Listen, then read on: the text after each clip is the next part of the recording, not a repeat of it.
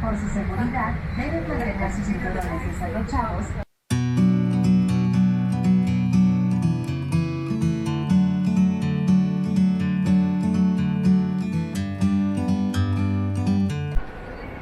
Hey, this is Andrew Lim inviting you to go out on a limb. So I had a lovely week here in Uruguay. I'm heading back home. I'm super excited because I'm taking LATAM Airlines going via Santiago. So I'm at Montevideo airport right now, heading to Santiago. I'm gonna go and cover the two flights. I'm gonna be in premium economy from here to Santiago, and then business class from Santiago back to JFK. So come go out on the limb with me and be on this LATAM journey with me. Folks, before we start, kindly hit the subscribe button and the notify button for new contents that I upload weekly. Muchas gracias. So the boarding process for the Santiago, Chile flight from Montevideo was done in an orderly fashion. There were actually not too many people on this flight. So this 2-hour flight was operated on an Airbus 320, and the seat itself, it's actually pretty standard. Comfortable. It's actually leather bound seats, and the leg room is actually really generous. And for those of you who are actually familiar with the European quote-unquote business class, the configuration is the same, where they actually block off the middle seats. The only difference is LATAM has the decency at least to call this a premium economy and not sell it as a business class, unlike most of the European airlines. In terms of in-flight entertainment, you actually download a LATAM app where you can actually see a decent selection of movies and TV shows. When it comes to food, there's actually an in-flight snack given. It's actually salad. It's pretty okay, I mean, for a 2 hours flight. Les solicitamos que permanezcan sentados hasta que la señal de cinturones apague. Abra con cuidado los. Well, guys, that was a good flight. I'm now in Santiago and heading to the lounge.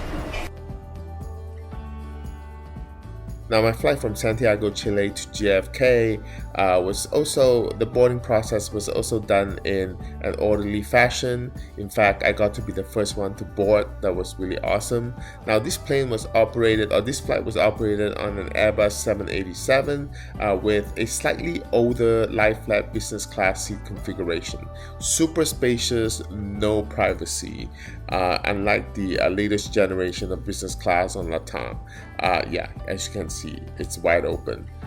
When it comes to the seat itself, it's pretty wide, I think, and the cushioning is comfortable, but the only qualm I have with it is really the fact that there's actually no privacy. Of course, I had to do a wipe down, which has become my habit since the pandemic. Every time I fly, there are little, hidden corners here and there with the seat. On the side, you'll actually have your remote control. It holds a bottle of water, as well as all the, outlets to plug and juice up your devices.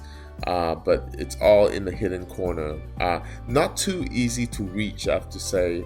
You actually really have to, reach in and find these outlets, as well as the headsets where you plug in your headsets. In terms of leg room, there's actually a whole lot of leg room. You can extend far out. The screen itself, the entertainment screen is pretty decent size. You actually have your slippers. This is actually your headset. It's not a Bose noise cancelling headset, but it's a pretty decent headset for the in-flight entertainment, as well as your safety card. It's actually stuck in a corner as well. I have to say the layout is pretty weird. It took me a while to get used to. In terms of the in-flight amenity kit, you have all your standard items like socks, eye shades, hand lotion, toothbrush, and all this standard amenity stuff that you'll find in an airline pouch.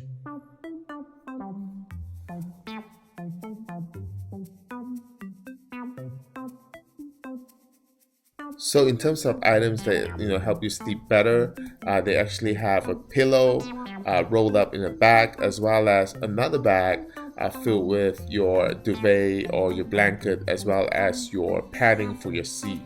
And this space under the small ottoman really comes in handy to store these two big items, I have to say.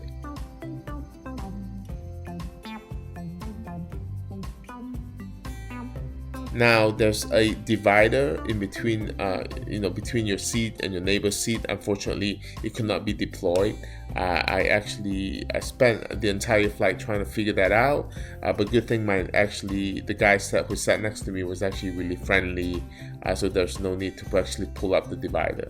In terms of the tray table, it's pretty big, but it's a bit hard to deploy, I have to say, but it's a white tray table. And this is the seat remote control is easily accessible.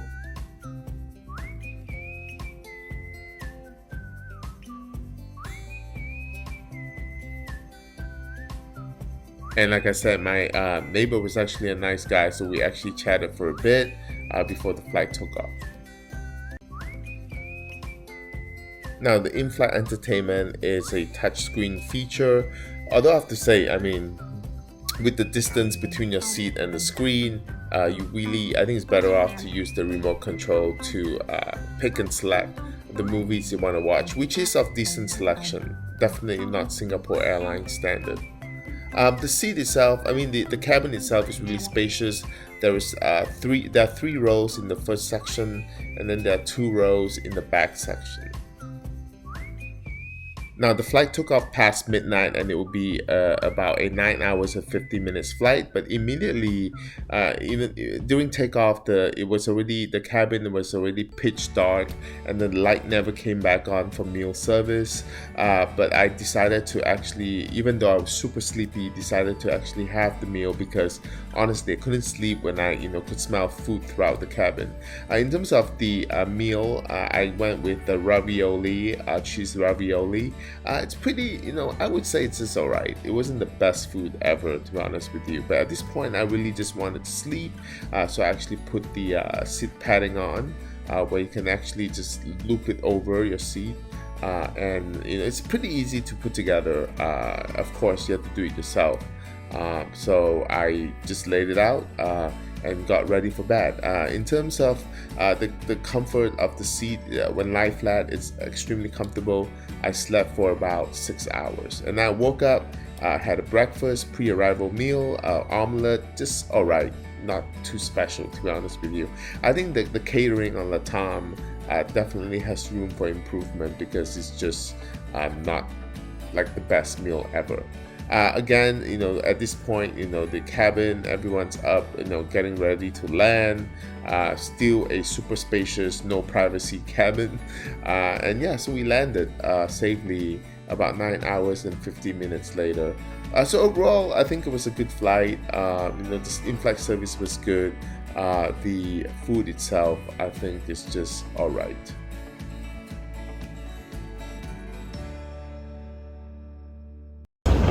Hey guys, so this was a good flight. The seat's comfortable, although lack of privacy, I would say. The service is good, but food, it's just okay.